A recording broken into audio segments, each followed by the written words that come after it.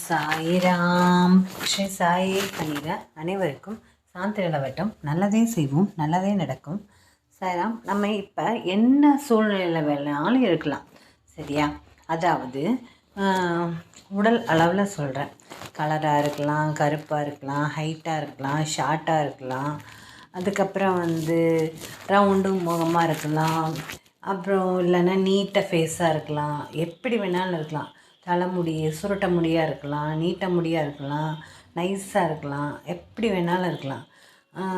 அதனால் இந்த மாதிரி உடல் அளவில் எப்படி வேணாலும் இருந்தாலும் எல்லாமே கடவுள் கொடுத்த ஆசீர்வாதம் தான், சரியா? நம்ம மற்றவங்கள விட பெட்டராக தான் இருக்கும், சரியா? இந்த உடல் உறுப்புகளில் நீங்கள் குறைகள் அப்படின்னு ஏதாவது நினச்சிங்கன்னா, அதாவது தான் மற்றவங்கள விட நம்மளை தாழ்வாக இருக்கிற மாதிரி ஏதாவது நினச்சிங்கன்னா அது கூட அவரோட ஆசீர்வாதம் தான். இந்த ஒரு ஆசீர்வாதத்தை வச்சுட்டு நம்ம எதனால் இப்போது பார்த்திங்கன்னா எது குறையாக இருக்கோ அந்த துறையில் நம்ம மிக அதிகமான ஒரு வளர்ச்சியை பெற முடியும், சரியா? இப்போ கண்ணு தெரியாதவங்களுக்கெல்லாம் ஒரு பாடுற திறமை கூட இருக்காது கடவுள். நீங்கள் பாருங்கள், இந்த கண்ணு தெரியாதவங்கன்னா முக்கால்வாசி பேர் நல்லா பாடுவாங்க, சரியா? அதே மாதிரி தான் எல்லா வித குறைபாடுகள் இருந்தாலும் ஒவ்வொருத்தருக்கும் ஒவ்வொரு டேலண்ட் இருக்கும். அவங்களுக்கு உண்டான அறிவை பார்த்தா பிரமிச்சு போயிடணும். இவங்கனாலையா இப்படி அப்படின்ற மாதிரி எல்லாருமே இப்போ சாதிச்சுட்டு வராங்க. இப்போ அந்த காலத்தில் யார் யார் என்ன செஞ்சாங்கன்னு நம்மளுக்கு தெரியாமல் இருந்தது. ஆனால் இப்போ எல்லாத்துக்கும் தெரிஞ்சிருச்சு இல்லையா? இப்போ ஃபேஸ்புக் மூலியமாக இந்த ஆன்லைன் மூலியமாக எல்லா விஷயங்களும் எல்லாத்துக்கும் தெரியுது, ட்ரெண்டிங்காக ஆகுது. அதாவது உடல் ஊனமுற்ற நிலையில் இருந்தாலும் கூட அவங்க கூட நம்ம நாட்டுக்காக கோல்டு மெடல் வாங்கக்கூடிய அளவில் நம்மளோட லெவலெல்லாம் உயர்ந்திருக்கு. அப்போ அது கடவுளோட ஆசீர்வாதம் தானே. குறைகள்ன்றது எதுவுமே இல்லை, எல்லாமே நிறைகளாகத்தான் படைக்கப்பட்டிருக்கு. ஆனால் நம்ம கண்ணில் மனசில் தான் எல்லாமே குறைகளாக இருக்கிறது. ஒரு மனுஷன் நிறைவுடைய வாழ்க்கையை எப்போ வாழ்கிறான்னா அவன் மனசு என்னைக்கு நிறைஞ்சிருக்கோ அன்னைக்கு தான் அவன் நிறைவான வாழ்க்கையை வாழ்கிறதா அர்த்தம், சரியா? மற்றவங்கள பார்த்துட்டு ஏக்கப்பட்டுக்கிட்டு இல்லாத ஒன்றை தேடி அலைஞ்சிக்கிட்டு இப்படியெல்லாம் இருக்கிறதுனால என்ன ஆகுதுன்னா ஒரு நிறைவான வாழ்க்கையை வாழ்ந்துட முடியாது. என்றைக்கும் அது ஒரு குறையாகத்தான் அமையும், சரிங்களா? அதனால் எல்லாமே நமக்கு ஒரு நிறைவான வாழ்க்கையை தான் அமைக்க முடியுது, சரிங்களா? எதுவுமே குறையில்லை. ஏன்னா இந்த பிரபஞ்சம் தன்னுடைய இயல்பான ஒரு நிலையத்தான் செஞ்சிட்ருக்கு. அதோட வேலையை அது கரெக்டாக செஞ்சிட்ருக்கு. ஆனால் நமக்கு தான் நம்மளோட எண்ணங்கள் காரணமாக நம்ம அது குறையாகவும் நிறையாகவும் நினைக்கிறோம். அப்படி நினைக்கக்கூடாது. எது எப்படி நடக்குதோ அப்படி ஏற்றுக்கிட்டோம்னாவே நம்மளோட மனசு என்றைக்கும் நிறைஞ்சிருக்கும். நம்ம சந்தோஷங்களை மட்டுமே நிறைவாக நினச்சிக்கிட்டு அதை எதிர்பார்த்துக்கிட்டே இருக்கோம். அந்த சந்தோஷம் முடிஞ்சிருச்சுன்னா அதுக்கப்புறம் என்ன செய்வீங்க? போர் அடிக்காது? ஏதோ ஒன்று தொடர்கிட்டே இருக்கணும். அப்போ தான் அந்த வாழ்க்கை முழுக்க ஒரு அர்த்தம் உள்ளதாக இருக்கும், சரியா? அதை தொலைவரங்களுக்கு தான் தெரியும். இது இல்லைன்னா இன்னொன்று, இது இல்லைன்னா இது ஒன்று. இதை மேலும் சிறப்படைகிறதுக்கு என்ன செய்யாது? இது யார் யாரை மீட் பண்ணுறது, என்னென்ன செய்யலாம், எங்கெங்கே வாங்கலாம், அதாவது ஏதாவது ஒரு ப்ராடக்ட் இது பண்ணணும்னா எங்கே வாங்கலாம், என்ன செய்யலாம், எதை போடலாம், எப்படி பண்ணலாம், யார்கிட்ட ஐடியா கேட்கலாம், எங்கே கொண்டு போய் கொடுக்கலாம், எந்தெந்த கம்பெனியை எங்கெங்கே இருக்குது, அது எவ்வளோ ப்ரைஸில் இருக்குது, இப்படி ஒரு ரிசர்ச் பண்ணினா தான் அதை பற்றின எல்லா விஷயங்களும் அப்டேட்டாக தெரிஞ்சுக்கணும்.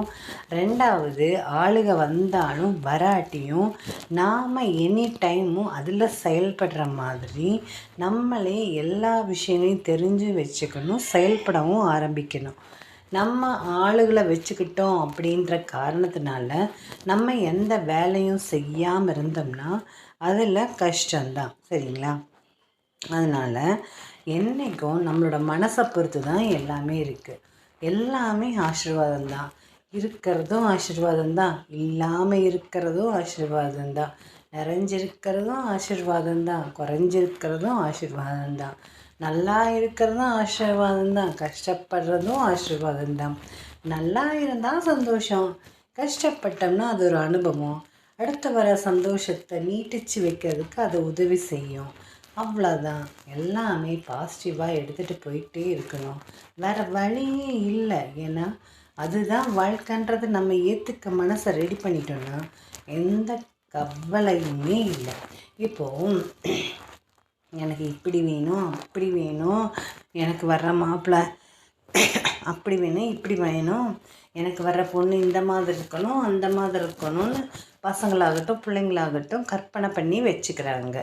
அவங்க நினச்ச மாதிரி பொண்ணோ பையனோ கிடைக்குதா? ஏதோ 1000ல் 1 2க்கு அமையும். மீதி பேர்த்துக்கெல்லாம் அவங்கவுங்க சூழ்நிலைக்கு தகுந்த மாதிரி அமையும் போது ஒவ்வொன்று சொல்லாட்டி அப்புறம் என்றைக்குமே அந்த கல்யாணன்றது நடக்க முடியாமல் போயிடுது. வரக்கூடிய வரன்களையெல்லாம் தட்டி தட்டி விடுறதுனால நிறைய பேர்த்துக்கு இப்போ கல்யாணன்றதே ஆக மாட்டேங்குது. ஒரு எதிர்பார்ப்போடவே காத்துட்ருக்கறனால இப்போ கல்யாணன்றது யாருக்கும் ஆகிறதில்ல. அது பெண்ணாகட்டும் ஆணாகட்டும். அது ஆண்களுக்கெல்லாம் ரொம்ப ரொம்ப படு மோசம். பொண்ணுகளே கிடைக்க மாட்டேங்குது. நம்மளுக்கு இந்த பொண்ணு நம்ம நினச்சோம் தப்பில்லை, நம்மளுக்கு இந்த மாதிரி பொண்ணு தான் அமைஞ்சிருக்கு, நம்மளுக்கு இந்த மாதிரி பையன் தான் அமைஞ்சிருக்கு, போதும் அதை வச்சுட்டு வாழ்க்கையை ஓட்டலாம் அப்படின்னு நினச்சிக்கிட்டு யார் வாழ்கிறாங்களோ அவங்களுடைய வாழ்க்கை தான் நிறைவான வாழ்க்கையாக அமையும். அதே மாதிரி தான் வேலை வேணும், வேலை வேணும், வேலை வேணும். உன்னுடைய ஆம்பிஷனுக்காக ஒரு 5 வருஷம், ஒரு 6 7 வருஷம், ஒரு மினிமம் 7 வருஷம், அதிகபட்சம் 10 வருஷம்லாம் ரொம்ப கஷ்டம். அது வேலை செஞ்சுக்கிட்டே தான் அந்த படிப்பாகட்டும் தொடரணும். சரிங்களா? நான் படிக்கிறேன்ட்டு டைமை வேஸ்ட் பண்ணிவிட்டு நம்ம வயசுக்கு மீறி ஒருத்தவங்களுக்கு பாரமாக என்றைக்கு இருக்கவே கூடாது. நாம் ஒரு குறிப்பிட்ட காலம் வந்துச்சுன்னா நாம் ஏதோ ஒரு வேலைக்கு போயிட்டு தான் படிக்க ஆரம்பிக்கணும். அது மூலியமாக என்ன வருதோ அதைத்தான் பார்க்கணுமே ஒழிய நாம் நினச்ச படிப்பு வரும்னு நினச்சிக்கிட்டு நாம் படிச்சுக்கிட்டே இருந்தோம்னா அது எந்த காலத்தில் வர்றது? அது வீணாக மனசு சங்கடங்களுக்கு தான் ஆளாகும். சரிங்களா? உங்கள் வாழ்க்கை இதுதான். உங்கள் வாழ்க்கையை நிர்ணயிக்கிறது நீங்கள் தான். நல்லா படித்து டக்குன்னு வேலையை வாங்கிக்கணும். இல்லைன்னா காலத்துக்கு தகுந்த மாதிரி ஏதோ ஒரு வேலைக்கு போயிட்டு சூழ்நிலைகள் அதே மாதிரி இருக்காது. காலம் மாறிக்கொண்டே இருக்கும். இன்றைக்கி நம்மளுக்கு பிடிக்காத வேலை கிடச்சிச்சினாலும் நம்ம அதை நிறைவாக செஞ்சு பழகிட்டோன்னா அதில் மூலம் கிடைக்கிற அனுபவத்தை வச்சுட்டு நாம் சந்திக்கிற ஆளுகளை வச்சுக்கிட்டு அதுக்கு தகுந்த மாதிரி நம்ம கொஞ்சம் பொருள்களை சேர்த்திட்டு பிறகு நம்மளுக்கு தெரிஞ்ச மாதிரியான நம்மளுக்கு பிடிச்சமான ஒரு தொழிலை அமைச்சிக்கக்கூடிய ஒரு மன பக்குவத்தை வளர்கிற வரைக்கும் நாம் எல்லாரும் கடவுளோட ஆசீர்வாதத்தைப்படி எது இருக்கோ அதை நிறைவாக வாழ பழகிக்கணும். அப்படி செஞ்சால் தான் நம்ம நல்லபடியாக இருக்கணும். சரி, இருக்கணுன்றதை விட இருப்போம். சரிங்களா? சரி, இப்படி உன்னதமான விஷயங்களை நம்மளுக்கு கண்ணிமை போல் கொடுக்குற சாயப்பா இன்றைக்கி கூட ஒன்று சொல்லியிருக்காரு உங்களுக்காக. அது எனக்காகவும் தான். நானே உன்னை என் கைகளில் தாங்கிச் செல்கிறேன். உனது எண்ணங்களும் விடாப்படியான கருத்துக்களும் உனது கவலைகளும் உன்னை நீயே காப்பாற்றி கொள்ளலாம் எனும் நினைப்பும் தான் உன்னை தடுமாறச் செய்கின்றது. லௌகீகமோ ஆன்மீகமோ எதை வேண்டினாலும் சரி, என்னை பார்த்து தேவா நீங்கள் மனம் வையுங்கள் என ஒருவன் சொன்னால் என்னால் செய்ய முடியாத காரியங்களே கிடையாது. பிறகு அவன் தனது கண்களை மூடிக்கொண்டு நிம்மதியாக உறங்கலாம். என் மீது முழுமையாக நம்பி வேண்டினால் மட்டுமே உனக்கு வேண்டியதெல்லாம் நிறைய கிடைக்கும். உனக்கு வலிக்கும் போது உனது விருப்பத்துக்கு தக்கவாறு மட்டுமே நான் அதில் ஈடுபட வேண்டுமென நீ நினைக்கிறாய். என்னை நம்பாமல் உனது தேவைக்கு நான் வளைந்து கொடுக்க வேண்டுமென எண்ணுகிறாய். நோய்வாய்ப்பட்டிருக்கும் போது ஒரு மருத்துவரிடம் தனக்கு வேண்டியவாறு சிகிச்சை அளிக்கும்படி கேட்கும் நோயாளியைப் போல இருக்காதே. அப்படி இல்லாமல் கஷ்டமான நேரங்களில் கூட தேவா இந்த பிரச்சனையை தந்ததற்காக உன்னை வாழ்த்தி வணங்குகிறேன். நீ விரும்பும் வண்ணம் இதற்கான தீர்வை இந்த துயர் மிகுந்த தற்காலிக வாழ்வில் நீ அளிக்க வேண்டுமென வேண்டுகிறேன். எனக்கு எது நல்லதென உனக்கே தெரியும் என வேண்டு. சில நேரங்களில் கஷ்டங்கள் குறைவதற்கு பதிலாக அதிகமாவதாக உணரும்போது அதற்காக பதட்டப்படாமல் கண்களை மூடிக்கொண்டு தேவா நினது விருப்பமே நிகழும், நீயே அதனை எண்ணுவாயாக என பிரார்த்தனை செய். அப்படி நீ செய்யும்போது தேவையான நேரத்தில் ஒரு அதிசயத்தை நிகழ்த்தி காட்டுவேன். என்னை நீ முழுமையாக நம்பினால் மட்டுமே நான் அப்படி நினைப்பேன். நான் எப்பொழுதும் நினைத்து கொண்டிருப்பேன். உன்னை என் கண்களில் வைத்து பாதுகாப்பேன் அப்படின்னு சொல்லியிருக்காரு. மனதில் தேவையில்லாத எண்ணங்களுக்கு எப்போதும் இடம் தராது. உன் எண்ணங்கள் அனைத்தையும் என்னிடம் ஒப்படைத்துவிட்டு உனது கடமைகளை மட்டும் செய். உனக்கான செயல்கள் அனைத்திற்கும் நானே பொறுப்பாவேன் அப்படின்னு சொல்லும்போது நம்ம எதுக்காக கவலைப்படணும்? அவர் மேலே கொடுத்துக்கிட்டு அவர் பாதத்தில் ஒப்படைச்சிக்கிட்டு நம்ம எல்லாரும் நம்ம கடமையை மட்டும் செஞ்சுட்டு போயிட்டே இருந்தோம்னா நம்ம எல்லாரும் நல்லா தான் இருப்போம். சரிங்களா? இப்போ பார்த்தீங்கன்னா அவர் இந்த மாதிரி சொல்லிட்டாரா, நாமளும் அவர்கிட்ட ஒப்படைச்சிட்டோம், நிம்மதியாக நம்ம இருக்கலாம். அப்புறம் என்ன விஷயம்னா, இன்னையிலேருந்து நான் உங்களுக்காக பிரார்த்தனை பண்ண போகிறேன். ஒவ்வொரு நாளும் நைட்டு நீங்கள் எல்லாரும் உங்கள் குடும்பத்தோட சந்தோஷமாக, நிம்மதியாக, ஆரோக்கியமாக, ஒற்றுமையாக வாழணும்னு நான் சாயப்பாட்ட வேண்டிக்கிறேன். மேலும் உடல் நலம், நீல ஆயுள், நிறை செல்வம், மெய்ஞானம், ஓங்கு புகழ் பெற்று வாழணும்னு வேண்டிக்கிறேன். அதுக்கப்புறமா நிம்மதியான உறக்கம் உங்கள் எல்லாத்துக்கும் கிடைக்கணும்னு வேண்டிக்கிறேன். தெரிஞ்சும் தெரியாமலும் செய்த தவறுகளை எல்லாம் சாயப்பாட்ட மன்னிக்குமாறு வேண்டிக்கிறேன். இப்படி எல்லாரும் நம்ம வாழ்க்கையில் சாயப்பாக்கு நன்றி தெரிவிச்சுட்டு தூங்க போகிறதுக்கு முன்னாடி அவருக்கு கோடான கோடி நமஸ்காரங்களையும் நன்றிகளையும் தெரிவிச்சுக்கலாம்.